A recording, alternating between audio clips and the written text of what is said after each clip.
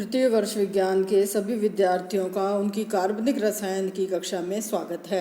आज हम इसके अंतर्गत प्रकाश अपचयन या फोटो रिडक्शन के बारे में अध्ययन करेंगे। प्रकाश अपचयन सर्वप्रथम ज्ञात प्रकाश रासायनिक अभिक्रियाओं में से एक है। इनका सबसे ज़्यादा अध्ययन किया गया है।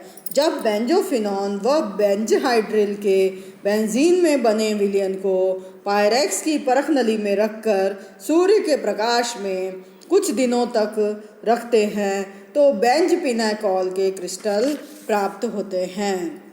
जैसा कि आपको स्क्रीन पर दिखाई दे रहा है, बेंजोफिनॉन बेंजहाइड्रिल से बेंजीन की उपस्थिति में फोटोकेमिकल अभिक्रिया करता है और बेंजपिनेकॉल का निर्माण करता है। पिनेकॉल का मतलब है कि उस कंपाउंड के अंदर दो OH ग्रुप उपस्थित होते हैं, यानी डाईऑल है इसके अंदर, तो इसको हम कंपाउंड को बेंजपिनेकॉल कहते हैं। यदि हम इसकी अभिक्रिया की बात करें तो सर्वप्रथम प्रकाश अपचयन के प्रथम पद में बेंजोफिनॉन प्रकाश अवशोषण के द्वारा उत्तेजित होकर N2 पाई स्टार अवस्था में परिवर्तित हो जाता है। N2 पाई स्टार अवस्था इंटर सिस्टम क्रॉसिंग के द्वारा ट्रिपलेट अवस्था में परिवर्तित हो जाती है, यानी बेंजोफिनॉन फर्स्ट लाइट एब्जॉर्ब करके अबाउट 300 nm की लाइट को लेकर सिंगलेट अवस्था में कन्वर्ट होती है और इसमें इंटर सिस्टम क्रॉसिंग होता है और ये ट्रिपलेट अवस्था में बदल जाती है। ये बेंजोफिनॉन की ट्रिपलेट अवस्था बेंजहाइड्रिल के दूसरे बेंजहाइड्रिल के अणु के संपर्क में आती है और बेंजहाइड्रिल के एक हाइड्रोजन का अपहरण या एब्स्ट्रक्शन कर लेती है और एक हाइड्रोजन के अब्स्ट्रक्शन होने के पश्चात या अवशोषण होने के पश्चात दो बेंजहाइड्रिल के दो अणु बन जाते हैं, दो डाईफिनाइल हाइड्रोक्सी मिथाइल रेडिकल बन जाते हैं, जैसा कि आपको स्क्रीन पर दिखाई दे रहा है। अब ये दो डाईफिनाइल हाइड्रोक्सी मिथाइल मूलक आपस में जुड़कर, चूँकि ये फ्री रेडिकल है, स्वतंत्र अवस्था में नहीं रह सकते हैं और ये आपस में जुड़ कर के बेंजहाइड्रिल के अणु का निर्माण करते हैं। तो इस तरह से बेंजहाइड्रिल का निर्माण होता है।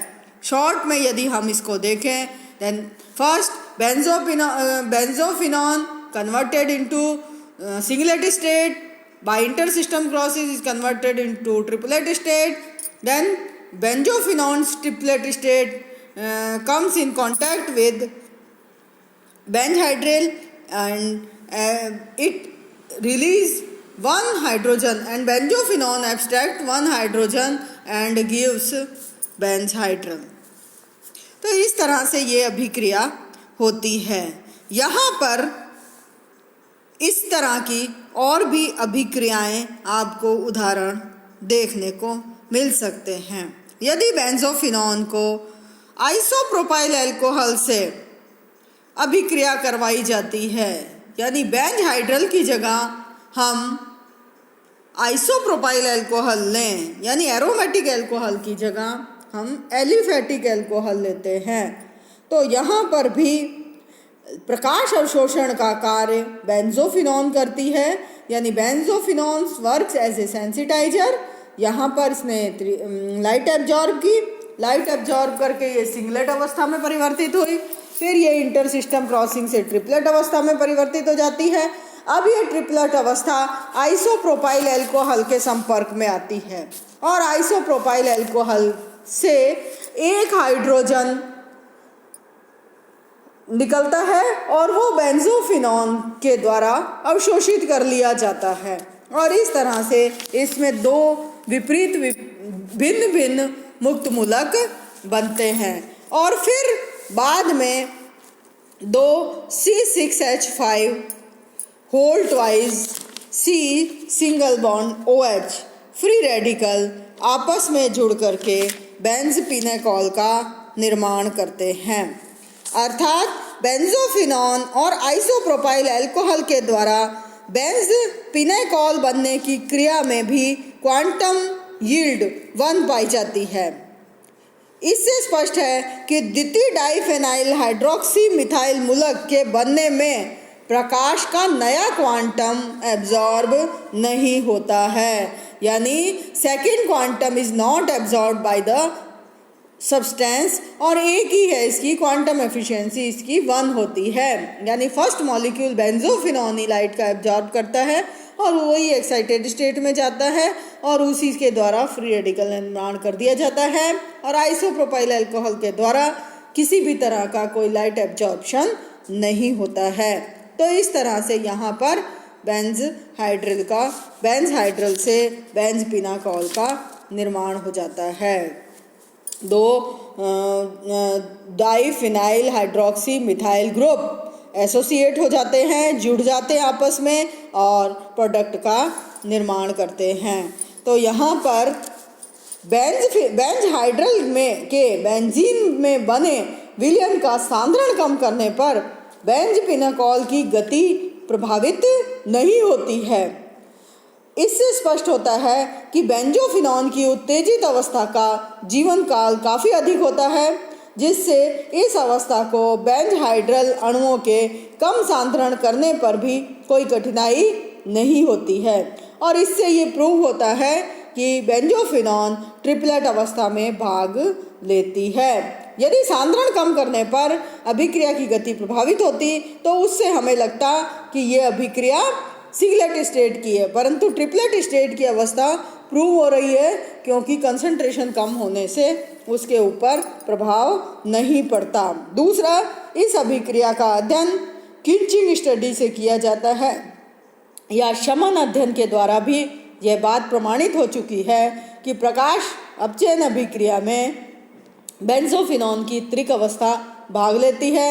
यह अभिक्रिया में सूक्ष्म सी मात्रा में यदि हम नैफ्थलीन मिला देते हैं तो क्वांटम यील्ड बहुत कम हो जाती है, क्योंकि नैफ्थलीन बेंजोफिनॉन की अभिक्रिया के अंदर किंचर या शामक का कार्य करती है। इस अभिक्रिया में नैफ्थलीन के शामक के कार्य करने के कारण से पता चलता है कि बेंजोफिनॉन ट्रिपलेट स्टेट में भाग लेती है, क्योंकि सूक्ष्म मात्रा में नैफ्थलीन मिलने पर भी ये बेंजोफिनॉन अपनी ऊर्जा का स्थानांतरण नैफ्थलीन को कर देती है और ग्राउंड स्टेट में आ जाती है और बनने वाले बेंजपीनाकॉल की मात्रा कम हो जाती है। तो इस तरह से इस 2 बातों से हमें पता चलता है कि जो ऊर्जा अवशोषित करने वाला पदार्थ है वो बेंजोफिनॉन ही है, और इस तरह से ये अभिक्रिया होती है।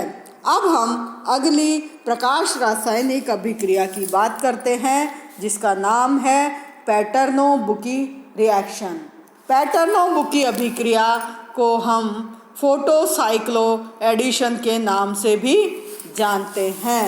फोटोसाइक्लो एडिशन की अभिक्रिया ओलेफिन और कार्बोनाइल कंपाउंड के बीच में पाई जाती है, जो कि प्रकाश की उपस्थिति में होती है। जब लाइट का अवशोषण होता है तो कार्बोनाइल कंपाउंड, चाहे वो एलिफेटिक हो या एरोमेटिक हो, लाइट का अवशोषण करता है और लाइट का अवशोषण करके इसके अंदर N2 पाई स्टार ट्रांजिशन होता है और यह उत्तेजित अवस्था में जाता है। जब यह उत्तेजित अवस्था एल्कीन के संपर्क में आती है तो 2 पाई बॉन्ड टूट करके और 2 नए सिग्मा बॉन्ड का निर्माण होता है और एक चक्रीय पदार्थ का निर्माण हो जाता है, जिसको हम ऑक्सीटेन के नाम से जानते हैं। इसका क्या नाम है? ऑक्सीटेन के नाम से हम इसको जानते हैं। इस प्रोसेस में कार्बोनाइल कंपाउंड की वेवलेंथ ही उपयोग की जाती है, क्योंकि वही उपयोगी होती है। यानी कि पैटर्नो-बुकी अभिक्रियाओं में कीटोनों की N2 पाई स्टार अवस्था ट्रिपलेट अवस्था भाग लेती है।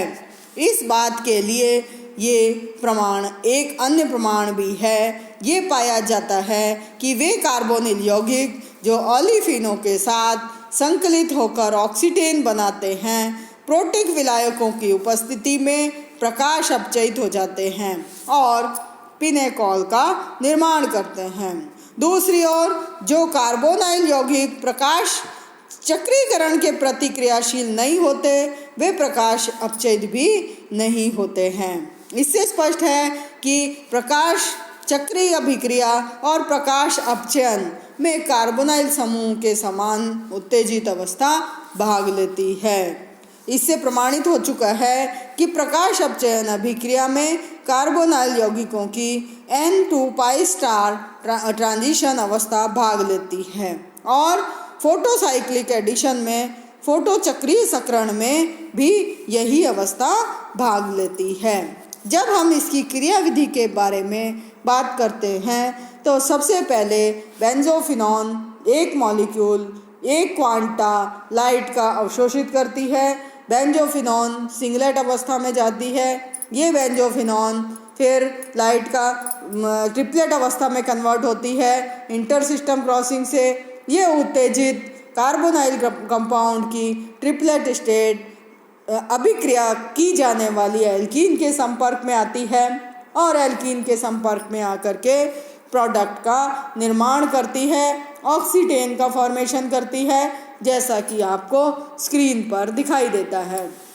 यदि काम में ली जाने वाली ओलिफिन यानी एल्कीन एसिमेट्रिक है, जैसा कि आपको स्क्रीन पर दिखाई दे रहा है कि एक एल्कीन जो है उसके एक कार्बन पर 2 मिथाइल ग्रुप और दूसरे कार्बन पर 2 हाइड्रोजन ग्रुप उपस्थित हैं, तो प्राप्त होने वाली ऑक्सीटेन में कंपाउंड की संरचना मध्यवर्ती द्विमूलक के स्थायित्व पर निर्भर करती है। और हम जानते हैं कि फ्री रेडिकल के अंदर जब फ्री रेडिकल या डाई रेडिकल बनता है तो उस समय प्राइमरी की तुलना में सेकेंडरी और सेकेंडरी की तुलना में टर्शरी ज़्यादा स्थायी होता है। तो जब हम इस अभिक्रिया को देखते हैं तो हमने 2 पाथ आपके लिए लिए जो कि आपको स्क्रीन पर दिखाई दे रहे हैं। एक में पहले सी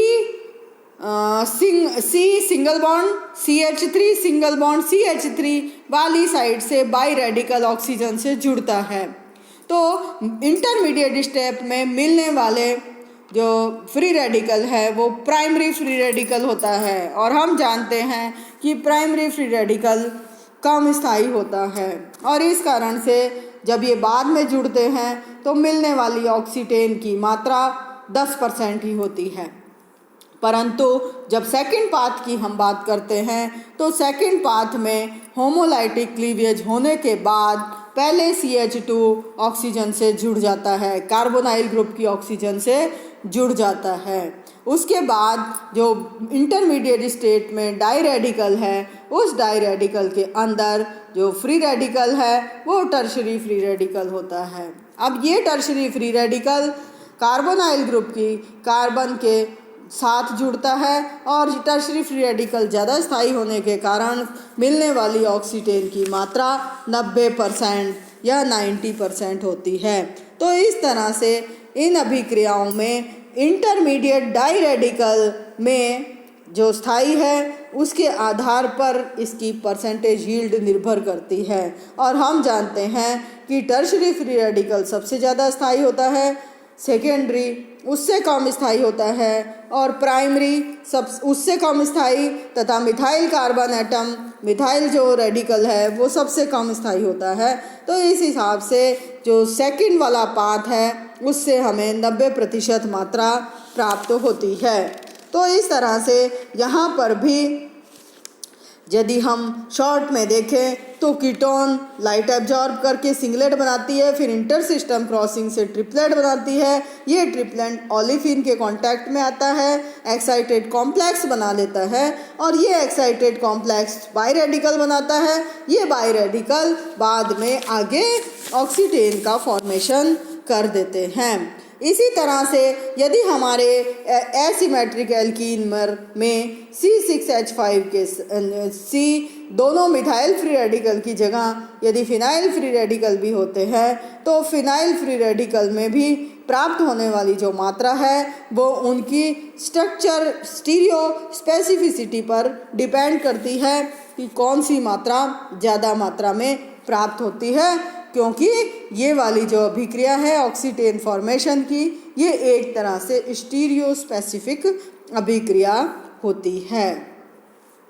अब हम यहाँ पर बात लेते हैं कि बेंजोफिनॉन की जगह पर बेंजोफिनॉन जब हम लेते हैं तो बेंजोफिनॉन लेने पर एक ही रिएक्टेंट दो अलग अलग कार्बोनाइल कंपाउंड लेने पर दो अलग अलग तरह की रासायनिक अभिक्रियाएं देता है। जैसे बेंजोफिनॉन की जगह यदि हम एसीटोन लेते हैं तो नॉन बोर्निन डाइमर बनता है।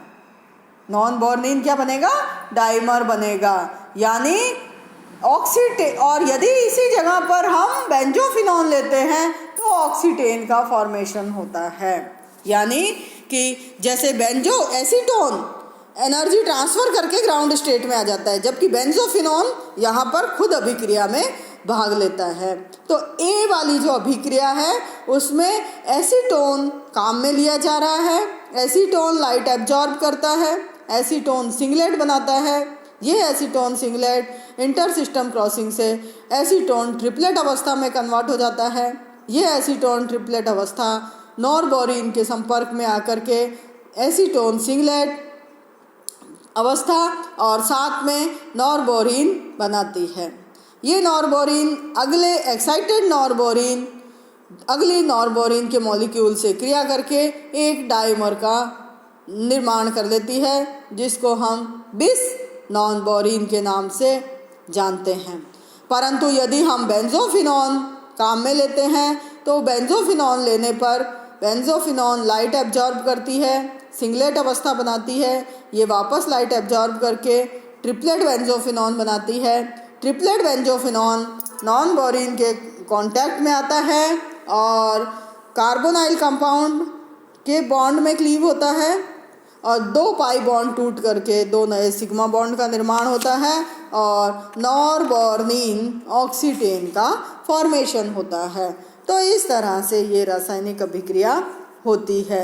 चक्रीय यदि पैटर्नो-बुकी रिएक्शन में हमारे पास एक कंपाउंड ओलेफिन की जगह एसिटिलीन हो तो भी ये अभिक्रिया हो सकती है, जैसा कि आपको स्क्रीन पर दिखाई दे रहा है। परंतु यहाँ पर साइक्लिक प्रोडक्ट बनने में जो ऑक्सीटेन बनता है उसके अंदर एक जो साइकिल में बॉन्ड है वो वहाँ पर डबल बॉन्ड आ जाएगा। अल्फा बीटा अनसैचुरेटेड कीटोन के अंदर भी साइक्लिक अभिक्रिया हो सकती है, परंतु यहाँ पर दोनों पाई बॉन्ड के बीच में टूटन होकर के और दो नए सिग्मा बॉन्ड बनते हैं। इनको हम फोटोसाइक्लिक डाइमराइजेशन, इस तरह से एक कीटोन और एक एल्कीन 5 मेंबर्ड साइक्लिक कीटोन है और 5 मेंबर्ड साइक्लोहेक्सीन है। ये दोनों आपस में जुड़ करके और प्रोडक्ट का निर्माण करते हैं। इसी तरह से फोटोसाइक्लिक डाइमराइजेशन भी हो सकता है। अल्फा बीटा अनसैचुरेटेड साइक्लोहेक्सेनॉन में लाइट एब्जॉर्ब होने पर डाइमर बनता है। ये डाइमर हेड टू हेड भी बन सकता है और हेड टू टेल डाइमर भी बनता है। तो इस तरह से इसमें प्रकाश चक्रीय डाइमराइजेशन की प्रक्रिया होती है और फोटो डाइमर प्राप्त हो सकते हैं। फोटो डाइमर में दो आइसोमर हमें मिलते हैं, हेड टू टेल और हेड टू हेड डाइमर। तो इस तरह से 2 साइक्लोहेक्सिनोन की लाइट रेडिएशन करवाने पर इस तरह की रासायनिक अभिक्रिया होती है। तो इस तरह से कार्बोनाइल कंपाउंड में 3 प्रकार की रासायनिक अभिक्रियाएं मुख्य रूप से आपको बताई। एक तो है नरिश अभिक्रियाएं, जिनमें nourish first, nourish second, nourish third अभिक्रिया और पैटर्नो-बुकी रिएक्शन, और इसके अलावा बेंज हाइड्रेल का फॉर्मेशन या साइक्लो एडिशन रिएक्शन। तो इस तरह से ये आपके कार्बोनाइल कंपाउंड की फोटोकेमिस्ट्री के संबंध में चैप्टर कंप्लीट हुआ और इस तरह से फ़ोटो केमिस्ट्री समाप्त हो जाती है। धन्यवाद।